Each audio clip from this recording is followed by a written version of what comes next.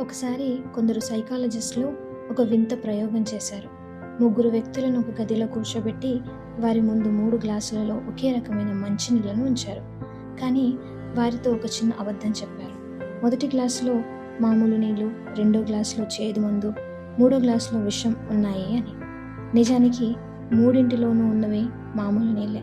కానీ ఆ నీళ్లు తాగాక మొదటి వ్యక్తి నార్మల్గా ఉన్నాడు. రెండో వ్యక్తికి నిజంగానే నోరంతా చేదుగా అనిపించింది. ఇక మూడో వ్యక్తి విషం తాగేశాననే భయంతో గదిలోనే స్పృహ తప్పి పడిపోయాడు. నిజానికి కేవలం వాళ్ళ ఆలోచనే ఆ నీళ్లను విషంగా మార్చేసింది. మన ఆలోచనలే మన భవిష్యత్తును మారుస్తాయి.